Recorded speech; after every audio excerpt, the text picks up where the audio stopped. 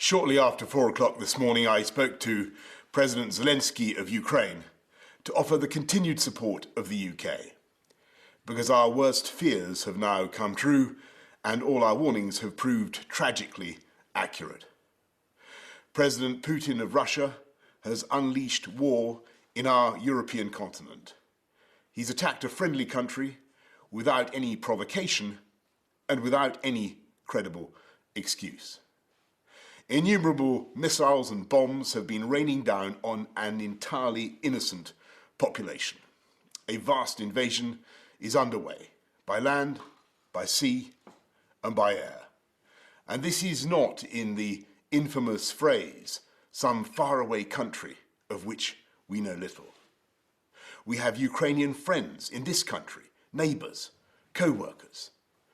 Ukraine is a country that for decades has enjoyed freedom and democracy and the right to choose its own destiny. We and the world cannot allow that freedom just to be snuffed out.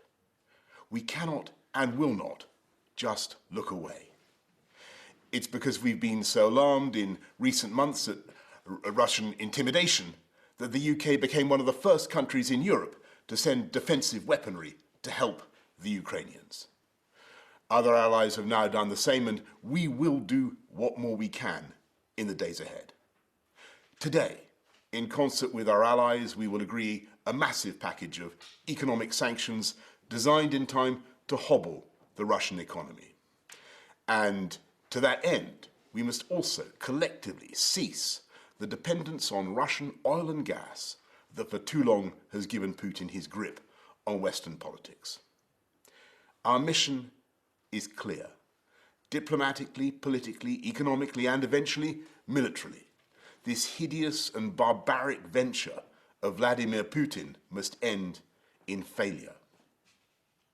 And so I say to the people of Russia, whose president has just authorized a tidal wave of violence against a fellow Slavic people, the parents of Russian soldiers who will lose their lives, I cannot believe this is being done in your name, or that you really want the pariah status it will bring to the Putin regime.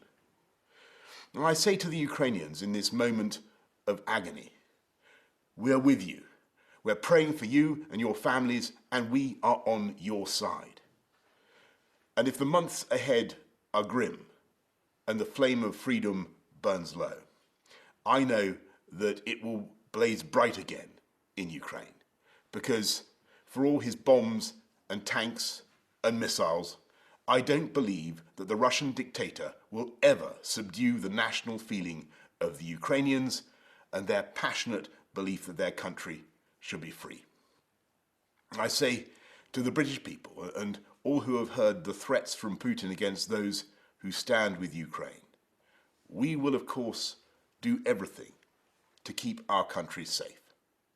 We're joined in our outrage by friends and allies around the world. We will work with them for however long it takes to ensure that the sovereignty and independence of Ukraine is restored. Because this act of wanton and reckless aggression is an attack not just on Ukraine, it's an attack on democracy and freedom in Eastern Europe and around the world. This crisis is about the right of a free, sovereign, independent European people to choose their own future. And that is a right that the UK will always defend.